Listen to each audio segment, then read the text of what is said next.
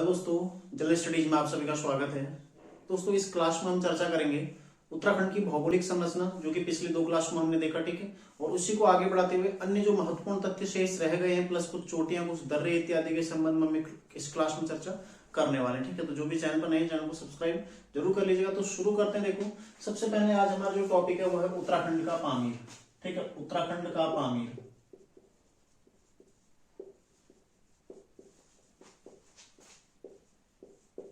ठीक है। उत्तराखंड का पामीर किसको कहा जाता है? दूधातोली श्रृंखला को, ठीक है। दूधातोली जो पर्वत श्रृंखला है, ठीक है, पर्वत श्रेणी है, इसे कहा जाता है उत्तराखंड का पामीर, ठीक है। किन किन जिलों में स्थित? देखो, पौड़ी, चमोली और अल्मोड़ा, ठीक है, अल्मोड़ा, ठीक है। 3 जिलों में स्थित। देखो, पौड़ी में स्थित है, चमोली में स्थित है और अल्मोड़ा में स्थित, जो कि कहां पर आती है? लघु हिमालय में, ठीक है। लघु या फिर इसको मध्य हिमालय भी बोलते हैं। लघु या मध्य हिमालय का हिस्सा है, ठीक है, हिस्सा है। और इसकी औसत ऊंचाई कितनी है? 2000 से 2800 मीटर के आसपास, ठीक है। लगभग 3000 मीटर भी कहीं पर मिल सकता है आपको। 2000 से 3000 मीटर की ऊंचाई, औसत ऊंचाई है इसकी, ठीक है। पूरी श्रेणी की औसत ऊंचाई। तो ये हो गया पहले। देखो, दूधातोली के बारे में थोड़ा बहुत। उत्तराखंड का पामीर इसको कहा जाता है, किसको कहा जाता है? दूधातोली पर्वत श्रृंखला को, जो कि पौड़ी, चमोली और अल्मोड़ा 3 जिलों में विस्तारित है, ठीक है। लघु या मध्य हिमालय का एक हिस्सा है और 2000 से 2800 मीटर की इसकी औसत ऊंचाई है, ठीक है। 5 नदियों का उद्गम क्षेत्र है, 5 नदियों का उद्गम क्षेत्र, ठीक है।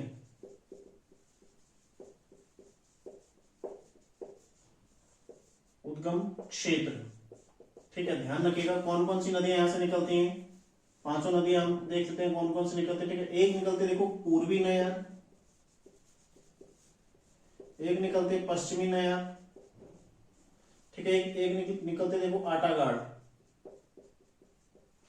एक निकलती है बीनो या बोनो भी कहीं पर मिलता है, ठीक है। और एक निकलती है पश्चिमी रामगंगा,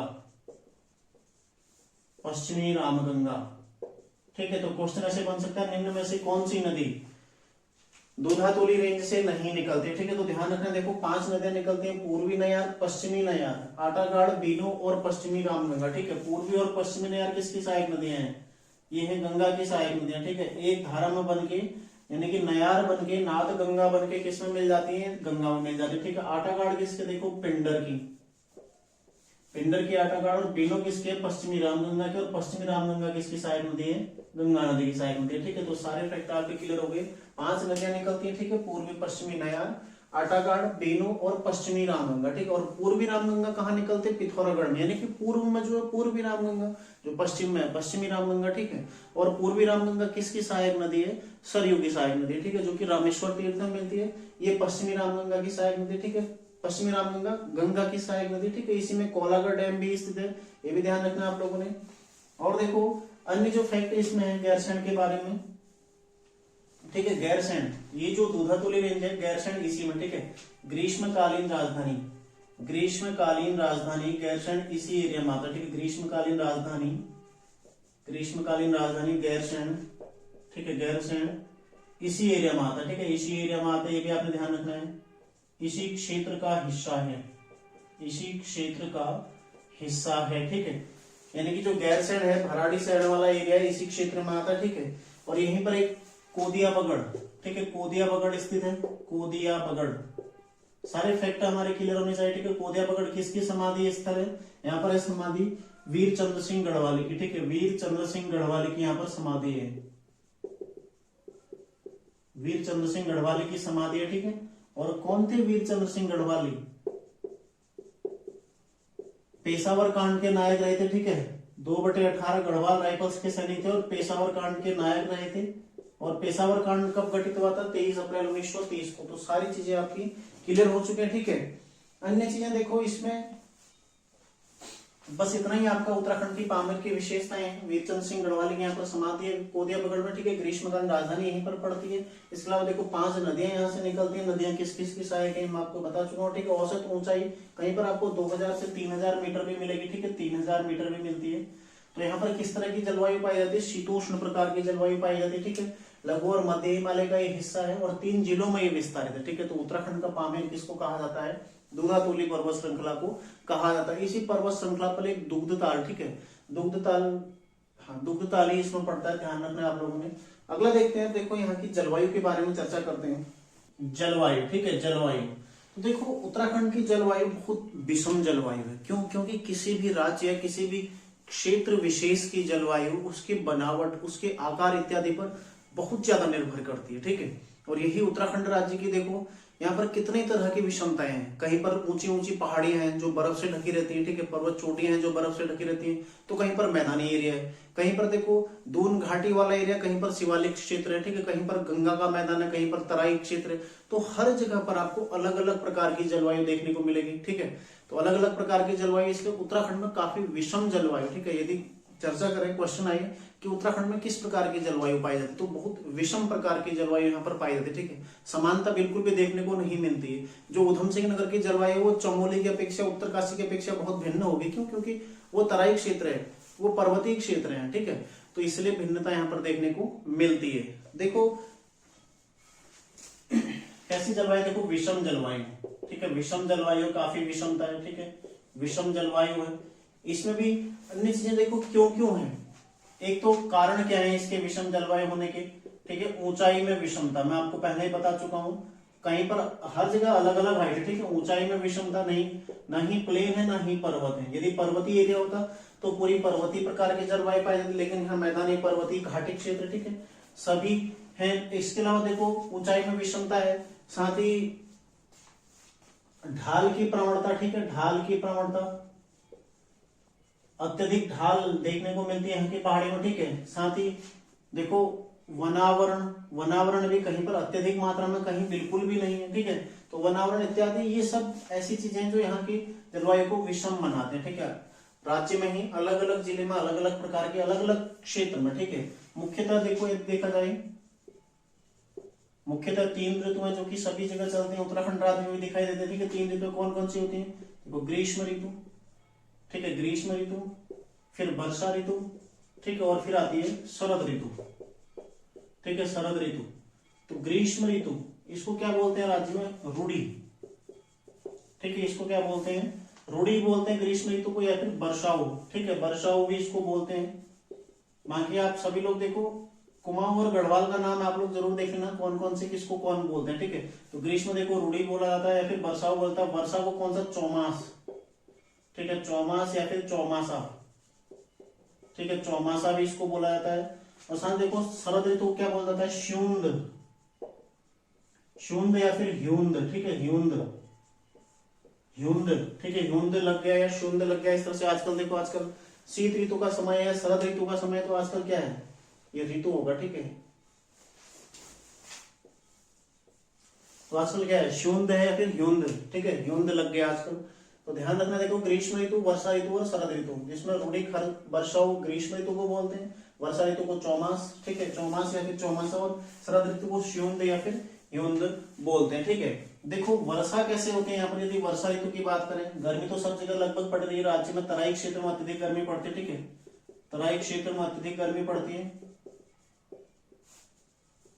ऐसे भी क्वेश्चन आ सकता है कि राज्य में ग्रीष्म ऋतु में सर्वाधिक गर्मी किस क्षेत्र में पड़ती है, ठीक है, तराई क्षेत्र में सर्वाधिक गर्मी पड़ती है, यानी कि उधम सिंह नगर वाला जो एरिया है, सर्वाधिक गर्मी वहां पर होती है। और सबसे ज्यादा जो गर्म बिंदु है राज्य का, वो कौन है? पंतनगर, ठीक है, पंतनगर में सर्वाधिक गर्मी होती है। ऐसी वर्षा में देखो सर्वाधिक वर्षा कहाँ होती है, अभी हम चर्चा करेंगे किस में होती है, लेकिन सर्वाधिक वर्षा होती कहाँ है? शिवालिक क्षेत्र में, ठीक है, पिछली क्लास में देखा था। और सबसे ज्यादा वर्षा वाला स्थान कौन है? नरेंद्र नगर, ठीक है। देखते हैं, देखो वर्षा ऋतु के बारे में देखते हैं।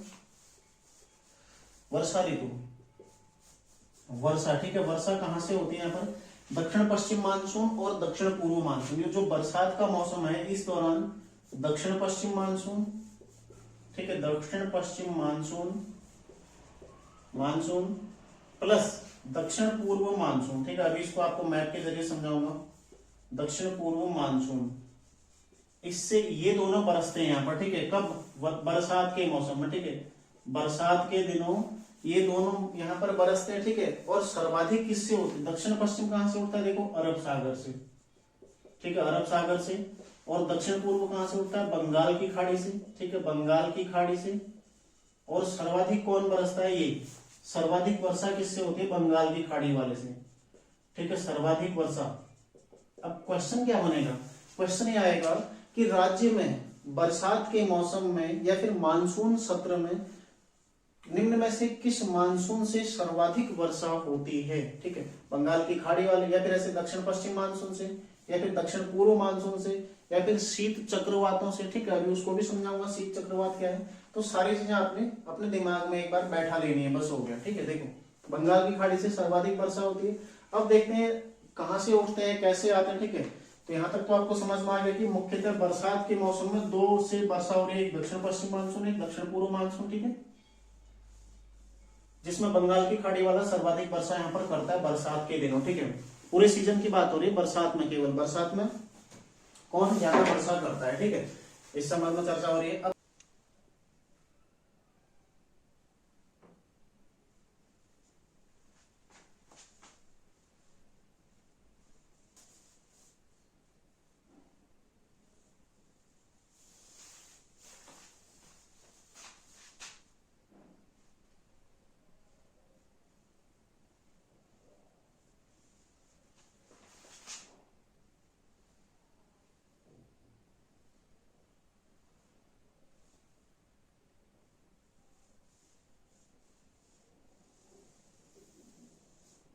ठीक है, ये देखो इस तरह से मान लो भारत का मैप है।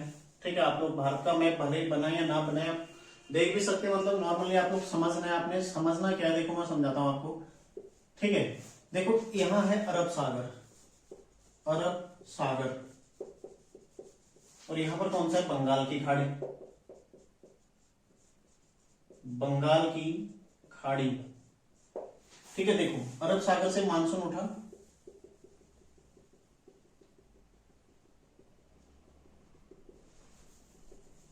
ठीक है, इस तरह से जाता है, इस तरह से बरसात करेगा उत्तराखंड राज्य में। ठीक है, तो अन्य जगहों पर भी करता है, देखो अन्य जगहों पर भी करता है, लेकिन उत्तराखंड में किस ओर से प्रवेश करेगा और कैसे करेगा, देखो इस तरह से। ठीक है, ये इस तरह से बारिश कर रहा है। अन्य भी और भी आएगा, पूरे पूरे राज्य में इसकी बरसात होती है। ठीक है, ध्यान रखिएगा आप लोग। तो इस तरह से ये बारिश करता है। ठीक है, अब जब बंगाल की खाड़ी वाला मानसून उठता है,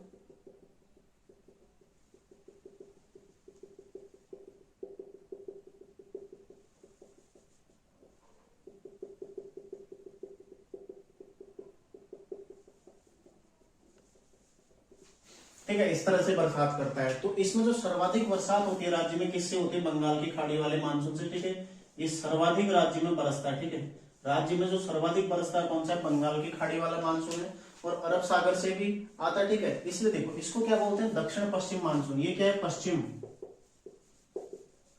और ये क्या है? दक्षिण। तो इन दोनों के मध्य का जो एरिया है दक्षिण पश्चिम मानसून हो जाएगा। ठीक है, और ये कौन सा? देखो दक्षिण पूर्व मानसून। ये कौन सा एरिया है? पूर्व, और ये क्या है? दक्षिण। तो पूर्व और दक्षिण के मध्य क्या है? दक्षिण पूर्व। यहाँ क्या है? पूर्व और दक्षिण और पश्चिम के मध्य दक्षिण पश्चिम। ठीक है, तो दोनों अलग अलग मानसून है, अलग अलग दिशा से प्रवेश कर रहे हैं। ठीक है, मतलब अलग अलग दिशा से आ रहे हैं, और राज्य में सर्वाधिक जो बरस रहा है कौन सा है? बंगाल की खाड़ी। एक तीसरा है अभी, जो साइबेरियन हवाएं चलती हैं जाड़ों में। ठीक है, उसके संबंध में भी देख लेते हैं एक बार।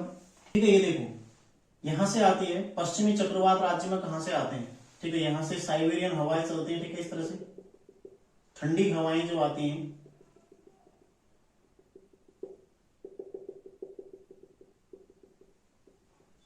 इस तरह से आती है। ठीक है, पूरे भारत में इस तरह से आती है। तो सर्वाधिक वर्षा कहां करते हैं? तमिलनाडु में। आपने देखा भी होगा, शीत ऋतु में सर्वाधिक वर्षा कहां होती है? तमिलनाडु में।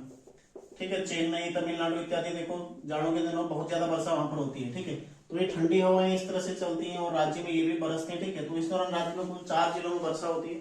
तो एक बार मैप के जरिए आप लोग समझ गए। ठीक है, तो ये ठंडी हवाएं चल रही है इस तरह से, इसके माध्यम से जाड़ों में, ये शीत ऋतु में होती है वर्षा। ठीक है, ये वाली कौन सी? शीत वाली वर्षा है, यानी कि जाड़ों। आजकल के दिनों जो वर्षा होती है कहां से होती है? किस मानसून, किससे होती है? पश्चिमी चक्रवातों से। ठीक है, यानी कि साइबेरियन हवाओं से ये वर्षा अभी होती है। ठीक है, अब देख लेते हैं, देखो अन्य चीजें वर्षा के फैक्टर में और चीजें भी देख लेते हैं।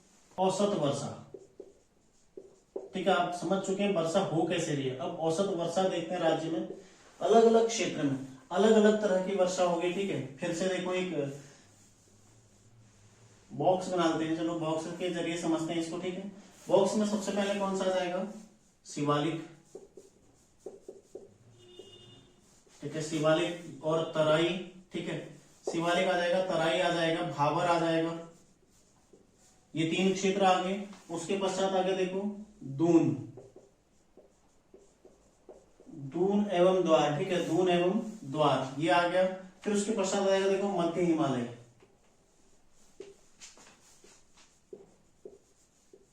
मध्य हिमालय, ठीक है। फिर आ जाएगा बृहद हिमालय,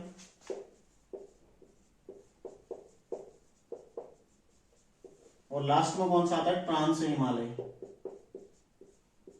ठीक है।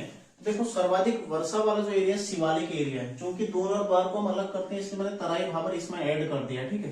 तो सर्वाधिक वर्षा कहां होती है, शिवालिक क्षेत्र में होती है। तो बिल्कुल भी आपको डाउट नहीं रखना है, 200 मीटर से अधिक, ठीक है, 200 सेंटीमीटर से अधिक, ठीक है, 200 सेंटीमीटर से अधिक वर्षा कहां होती है, शिवालिक क्षेत्र में। 120 से 200 कहां होती है, दून क्षेत्र में, ठीक है, घाटी क्षेत्र में। और देखो 80 से 120, 80 से 120 कहां होती है, मध्य हिमालय क्षेत्र में, ठीक है। और 40 से 80 कहां होती है, 40 से 80, ठीक है, 40 से 80 कहां होती है, बृहद हिमालय क्षेत्र में। और इससे भी सबसे कम कहां पर होती है, ट्रांस हिमालय में, ठीक है, सबसे कम कहां पर होती है, ट्रांस हिमालय में। तो ये आपने इस तरह से ध्यान रखना है। देखो यहां पर कितना होता है, 80 और 40 के मध्य यहां पर भी होता है, लेकिन कम, ठीक है, लेकिन बृहद हिमालय की अपेक्षा यहाँ पर कम वर्षा देखने को मिलती है, ठीक है। ट्रांस हिमालय में तो कम वर्षा वहां पर होती है, ठीक है। सबसे कम कहां पर होती है, ट्रांस हिमालय, और सबसे सर्वाधिक कहां होती है, शिवालिक हिमालय में वर्षा होती है, ठीक है। यदि ट्रांस हिमालय आपको ऑप्शन आ दे तो लगभग दोनों में एक समान, यदि आपको ऑप्शन मिले तो ठीक है, बृहद हिमालय या फिर उससे ऊपरी क्षेत्र में कितना होता है, 40 से 80 सेंटीमीटर, जो कि सबसे कम वर्षा वाला क्षेत्र है, ठीक है। ये भी आप ध्यान रखना। देखो इस तरह से सर्वाधिक शिवालिक, सबसे कम बृहद हिमालय, यदि ऑप्शन में ट्रांस हिमालय आता तो सबसे कम ट्रांस हिमालय, ठीक है। ऑप्शन पर निर्भर करता है कि ऑप्शन आपको कैसा मिलता है। देखो सर्वाधिक वर्षा वाला क्षेत्र कौन सा है, शिवालिक क्षेत्र, ठीक है। अब अन्य चीजें देखते हो, ठीक है। सर्वाधिक वर्षा में बता चुका हूं आपको। जैसे हम जैसे जैसे ऊपर की ओर बढ़ते हैं, यानी कि उत्तर की ओर बढ़ते हैं, देखो उत्तर में सर्वाधिक जो बृहद हिमालय है, ट्रांस हिमालय है, सबसे कम वर्षा वहां पर हो रही है। तो इसका मतलब राज्य से जैसे जैसे ऊपर की ओर चढ़ रहे हैं वैसे वैसे वर्षा का औसत घटता जाएगा, मतलब कम होती जाएगी वर्षा। ऊपर को बहुत कम मिलेगी, नीचे को ज्यादा मिलेगी, ठीक है। तो इस तरह के फैक्ट कभी कभी पूछ लेता है कि राज्य में यदि दक्षिण के उत्तर की ओर जाए, दक्षिण से उत्तर की ओर जाए तो वर्षा घटते हुए मिलेगी, बढ़ते हुए मिलेगी, समान मात्रा में मिलेगी। तो इस तरह के क्वेश्चन आ सकते हैं, ठीक है। जो बड़े लेवल के एग्जाम होते हैं वहां पर इस तरह के क्वेश्चन देखने को मिलते हैं। अगला देखो, इसमें सर्वाधिक वर्षा वाला स्थान कौन है, नरेंद्र नगर, मैं आपको पहले ही बता चुका हूं। जो शीत ऋतु में अधिकांश वर्षा होती है, ठीक है, शीत ऋतु में वर्षा होती है। शीत ऋतु में वर्षा किससे होती है, पश्चिमी चक्रवात से, ठीक है, पश्चिमी चक्रवात, इससे वर्षा होती है, ठीक है। चक्रवात से वर्षा होती है शीत ऋतु में, पश्चिमी चक्रवात से होती है। और इसी दौरान पश्चिमी चक्रवात के दौरान जो सर्वाधिक वर्षा होती है, देखो पौड़ी गढ़वाल, पौड़ी, ठीक है, टिहरी, टिहरी, ठीक है, अल्मोड़ा और देहरादून, ठीक है, अल्मोड़ा और देहरादून। तो इन 4 जिलों में, ठीक है, पौड़ी, टिहरी, अल्मोड़ा और देहरादून, इन 4 जिलों में होती है। तो क्वेश्चन एक बार ये बन चुका है, ये ऑलरेडी यूकेपीएससी क्वेश्चन बना चुका है कि निम्न में से किस जनपद में शीत ऋतु में वर्षा नहीं होती है, पश्चिमी चक्रवातों से वर्षा नहीं होती है, ठीक है। तो ये 4 जिलों में सर्वाधिक होती है, मतलब होती है और बहुत ज्यादा मात्रा में होती है, ठीक है। इन जिलों में देखो पौड़ी, टिहरी, अल्मोड़ा, देहरादून, कहीं कहीं पर जो अन्य जिले हैं उनमें कम होती है या फिर नहीं होती, ठीक है, ना के बराबर होती है, भी आपने ध्यान रखना। तो शीत ऋतु में जो पश्चिमी चक्रवात है 4 जिलों में बहुत ज्यादा बरसते हैं, ठीक है। अब देखते हैं, देखो राज्य की जलवायु, ऊंचाई के आधार पर जलवायु का विभाजन देखते हैं, ठीक है।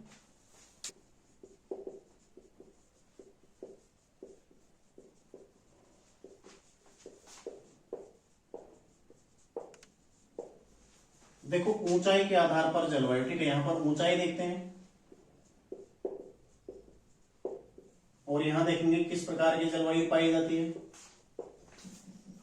आपने भी ऐसी चार्ट बनाना, इस चार्ट को आपने ध्यान रखना। देखो 900 मीटर तक का, ठीक है, फिर 900 से 1800 मीटर तक का, ठीक है, 1800 से 3000 मीटर तक का, ठीक है, फिर 3000 मीटर से, देखो 3000 से 4000 मीटर,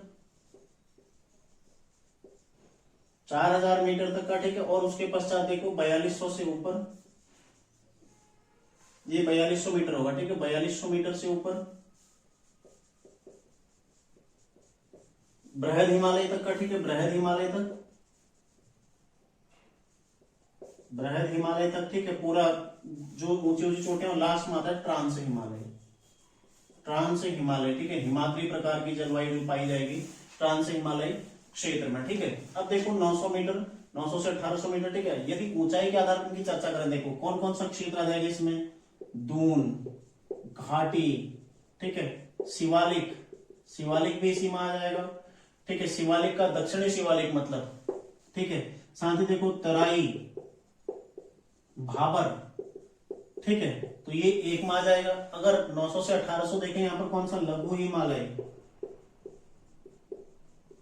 या फिर मध्य हिमालय, ठीक है, मध्य हिमालय किस में आएगा, दोनों में, लघु या मध्य दोनों में आएगा, 900 से 3000 मीटर तक का, ठीक है। और फिर देखो यानी कि लघु हिमालय का दक्षिणी एरिया और पूरी तरह लघु हिमालय किस में आता है, इन दोनों रेंज में आता है, ठीक है। 3000 से 4200 यहाँ पर कौन सा जाएगा, इन दोनों में आ जाएगा बृहद हिमालय, बृहद हिमालय, ठीक है। और लास्ट में आ गया ट्रांस हिमालय, हिमाद्री हिमालय, ठीक है, हिमाद्री हिमालय, ट्रांस हिमालय, या फिर जो सदैव बर्फ से ढका रहता है, ठीक है। तो इस तरह से आप इसका विभाजन कर सकते हैं यदि आपको क्वेश्चन आए कि शिवालिक क्षेत्र में निम्न में से किस प्रकार की जलवायु पाई जाती है, ठीक है। तो अभी देखते हैं कौन सी जलवायु यहाँ पर पाई जाती है। भाबर, तराई और ये जो क्षेत्र है यहाँ पर कौन सी पाई जाती है, देखो उपोष्ण जलवायु, उपोष्ण जलवायु, ठीक है, उपोष्ण जलवायु कहां पर पाई जाती है, भाबर क्षेत्र में इत्यादि में उपोष्ण जलवायु, ठीक है। फिर पाई जाती है देखो गर्म शीतोष्ण, हल्की गर्म है लेकिन शीत है पूरी तरह, ठीक है, शीतोष्ण जलवायु, ठीक है। इसके पश्चात देखो 1800 से 3000 में कौन सी, शीत शीतोष्ण, शीत शीतोष्ण, ठीक है, अत्यधिक थोड़ा ठंडा होती है यहाँ पर। तो 3000 से 4200 एल्पाइन जलवायु, ठीक है, एल्पाइन जलवायु, यहाँ पर आपको घास के मैदान देखने को मिलेंगे, ठीक है, एल्पाइन जलवायु। उसके पश्चात देखो 4200 से ऊपर कौन सी, ग्लेशियर वाला एरिया जो आता है, हिमानी जलवायु, ठीक है। और उसके पश्चात तो ट्रांस हिमालय जो सदैव बर्फ से ढका रहता है, वहां पर शीत शुष्क जलवायु, शीत भी है और शुष्क भी, क्योंकि वर्षा भी कम हो रहा है, ठीक है, जलवायु ध्यान रखना आपने, शीत शुष्क जलवायु कौन सी है, हिमाद्री, ट्रांस हिमालय जो है उसमें जलवायु पाई जाती है शीत शुष्क जलवायु। अब देखो क्वेश्चन कैसे बनता है यहां से, ये तो आपने याद कर लिया, ठीक है। क्वेश्चन कैसे बनेगा कि निम्न में से तराई क्षेत्र में किस प्रकार की जलवायु पाई जाती है, तो किस प्रकार की, उपोष्ण प्रकार की जलवायु पाई जाएगी, ठीक है। या फिर शिवालिक के दक्षिणी ढाल में किस प्रकार की जलवायु पाई जाती है, उपोष्ण प्रकार की, ठीक है। या दून घाटी में किस प्रकार की जलवायु पाई जाती है, उपोष्ण प्रकार की। तो ये आपने ध्यान रखना इस तरह से, ठीक है।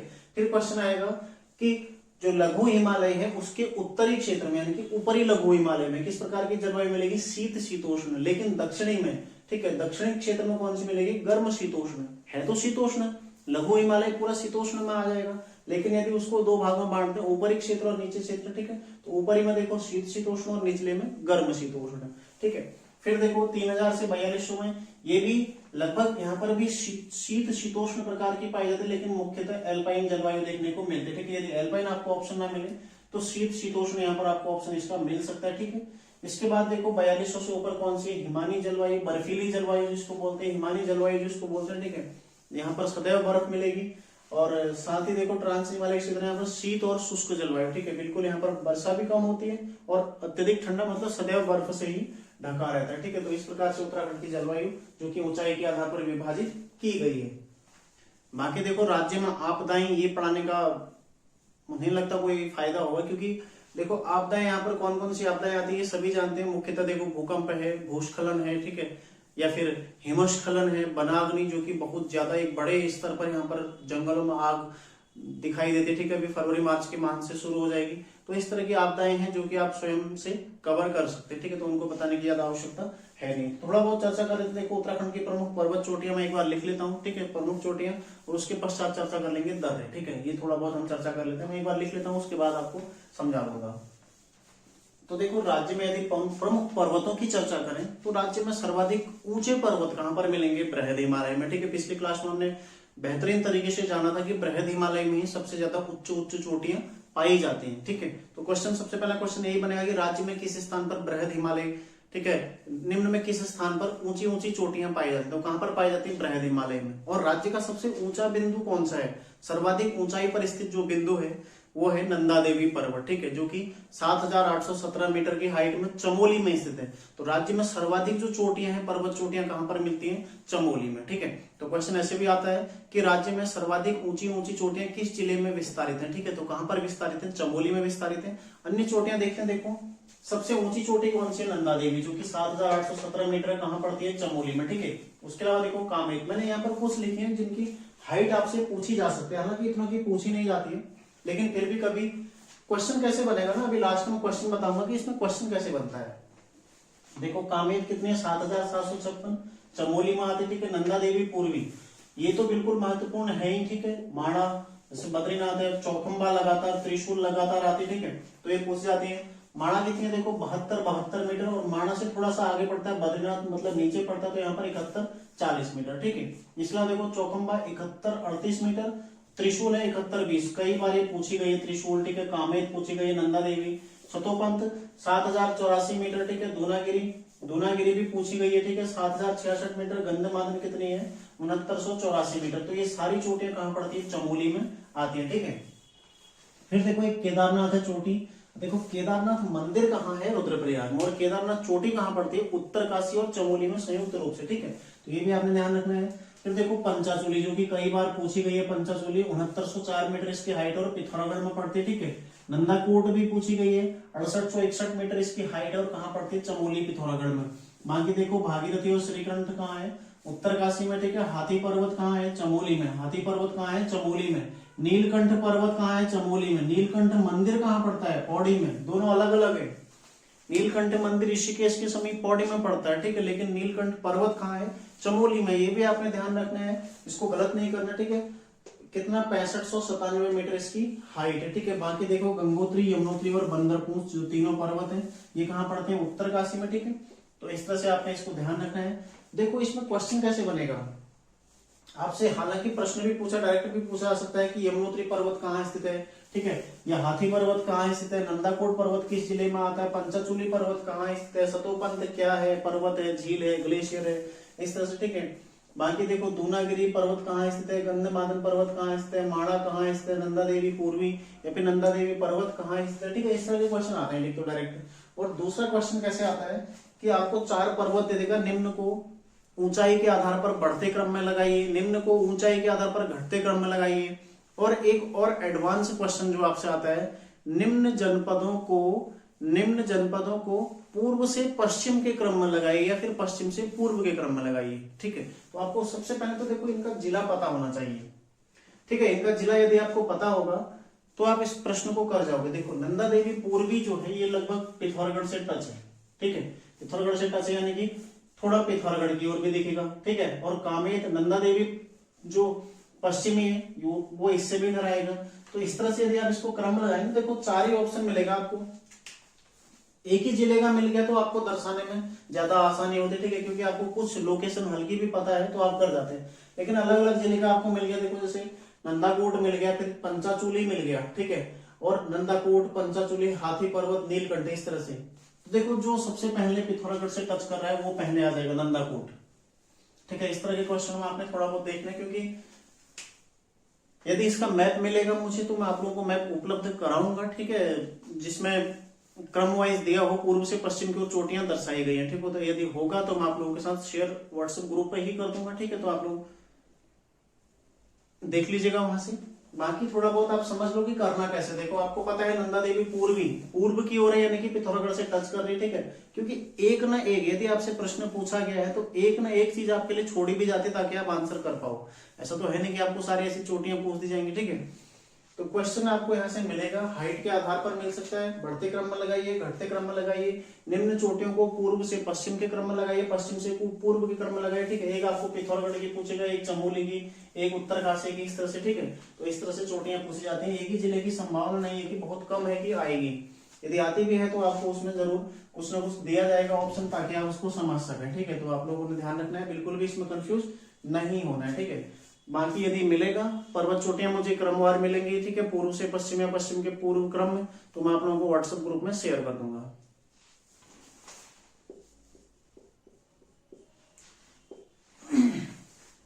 अब चर्चा करते हैं, देखो राज्य में स्थित दर्रे, तो कई सारे दर्रे राज्य में स्थित है, ठीक है, अलग अलग जगह पर अलग अलग जिले के साथ, अलग अलग देश के साथ सीमाएं बना रहे हैं, ठीक है, राज्य के साथ सीमा बना रहे, हिमाचल प्रदेश के साथ। तो देखते हैं कौन सा जिला किसके साथ सीमा, कौन सा दर्रा किसके साथ सीमा बना रहा है, ठीक है। सबसे पहले देखो चमोली और तिब्बत के मध्य, चमोली प्लस तिब्बत, ठीक है, इनके मध्य कौन कौन से दर्रे हैं। इनके मध्य स्थित दर्रों में देखो सबसे पहले नीति है, किंगरी बिंगरी माणा, ठीक है, नीति है, किंगरी बिंगरी, ठीक है, माणा दर्रा है, ध्यान रखिएगा। और अन्य दर्रे देखो डोंगरीला है, बालचा है, ठीक है,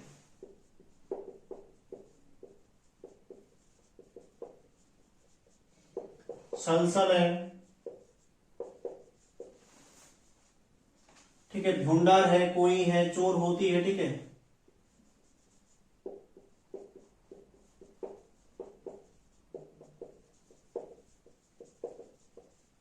ये दर्रे प्रमुख दर्रे जो चमोली और तिब्बत के मध्य में स्थित है, ठीक है। तो मुख्यतः देखो नीति, किंगरी बिंगरी माणा, ये तीनों ही लगातार पूछे जाते हैं, ठीक है।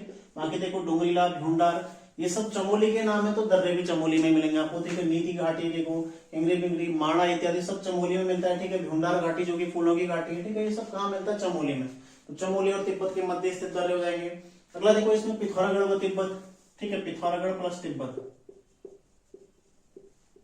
पिथौरागढ़ और तिब्बत के मध्य कौन कौन से हैं। इसमें देखो लिपुलेख है जो कि काफी प्रमुख है, ठीक है, लिपुलेख दर्रा है, ठीक है, गुंजी है, गुंजी है। इसके अलावा देखो नवीधुरा है, लंपिया है, ठीक है, नवीधुरा, लंपिया, ऊंटा और जयंतिया, ठीक है। क्वेश्चन देखो कैसे बनता है ना, क्वेश्चन कैसे बनता है, क्वेश्चन आएगा कि निम्न में से कुमाऊं में स्थित दर्रा नहीं है। देखो ये ऑप्शन आपको देगा जयंतिया, ऊंटा, लंपिया, नवीधुरा, तो ये कहाँ, ये सारे पिथौरागढ़ में मिलेंगे आपको, ठीक है। पिथौरागढ़ और तिब्बत के मध्य ये सब कहाँ है, चमोली में, ठीक है। आपने पुलिस के एग्जाम में एक क्वेश्चन देखा होगा, क्वेश्चन इस तरह से आया कि निम्न में से गोरी जलागम किस दर्रे से जल प्राप्त नहीं करता, इस तरह से, किस हिमानी से शायद इस तरह से क्वेश्चन आया था। आप उस क्वेश्चन को देखना, वो समझाता हूं अभी आपको क्वेश्चन कैसे बनेगा, ठीक है। अगला देखो उत्तरकाशी व तिब्बत के मध्य, उत्तरकाशी प्लस तिब्बत, आपको बिल्कुल भी ना रट्टा मारने की आवश्यकता नहीं है, ठीक है, कोई ट्रिक नहीं है इनका, क्योंकि बहुत सारे दर्रे हैं। देखो थांगला, मुलिंगला, नेलंग, थांगला, मुलिंगला, नेलंग, ठीक है, और साग चोकला, साग चोकला। ये ला माने क्या होता है, ये ला माने होता है दर्रा, ठीक है। ये देखो साग चोकला, थांगला, मुलिंगला, ठीक है, तो ये क्या होता है, ला माने होता है पास। तो ध्यान रखना, देखो उत्तरकाशी और तिब्बत के मध्य कौन कौन से हैं, थांग, मुलिंग, नेलंग और साग चोकला, ठीक है। तो इस तरह से यदि आपको थांग, मुलिंग, नेलंग कहां पर आ रहे हैं, देखो उत्तरकाशी और तिब्बत के मध्य, थोड़ा बहुत रिवीजन करोगे ना 3 से 4 बार तो आपको याद हो जाएंगे। मतलब मोटा मोटा आपने ध्यान रखना है, बस याद तो पूरा किसी को कंठस्थ नहीं हो पाएगा, लेकिन हाँ थोड़ा बहुत आपने अनुमान उनका याद रखना है कि ये किस जिले में आ रहा है, ये किस जिले में आ रहा है, बस इस तरह से आपने थोड़ा बहुत ध्यान रखना है, ठीक है। अगला देखो तिब्बत, उत्तरकाशी व हिमाचल प्रदेश, उत्तरकाशी व हिमाचल, ठीक है। उत्तरकाशी व हिमाचल के मध्य कौन कौन सा, देखो श्रृंगकंठ दर्रा है, ठीक है, श्रृंगकंठ दर्रा है। बाकी देखो चमोली प्लस पिथौरागढ़, चमोली प्लस पिथौरागढ़, ठीक है, इनके मध्य कौन कौन से, देखो लातू धुरा, टोपी धूंगा, ठीक है, टोपी धूंगा। और यदि अन्य देखें तो इनमें मार्च योग और बारह होती, ठीक है, मार्च योग और बारह होती, ठीक है। तो ये बार होती और मार्च योग पहले पूछे गए हैं इसमें से, चमोली और पिथौरागढ़ के मध्य वाले जो है, ठीक है। बाकी देखो पिथौरागढ़ और चंपावत, पिथौरागढ़ प्लस चंपावत, ठीक है, कौन है, चंपावत और पिथौरागढ़ के मध्य में कौन है, ये देखो लासपा दर्रा, ठीक है, लासपा है। पिथौरागढ़ और बागेश्वर, ठीक है, पिथौरागढ़ बागेश्वर के मध्य कौन सा है, ट्रेल पास, ट्रेल पास है, ठीक है। बाकी देखो बागेश्वर और चमोली,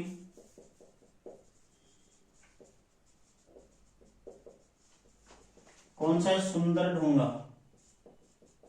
ठीक है, सुंदर ढूंगा है बागेश्वर और चमोली के मध्य। साथ में देखो उत्तरकाशी और चमोली,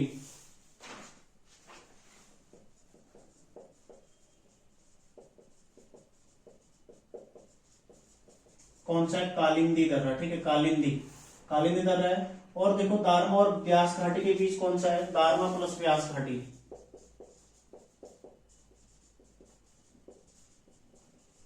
कौन सा है? सिनला दर्रा, ठीक है, सिनला दर्रा है, ध्यान रखिएगा सिनला दर्रा। ये भी क्वेश्चन बनाया कई बार, दारमा और व्यास घाटी के मध्य कौन सा दर्रा है, ठीक है।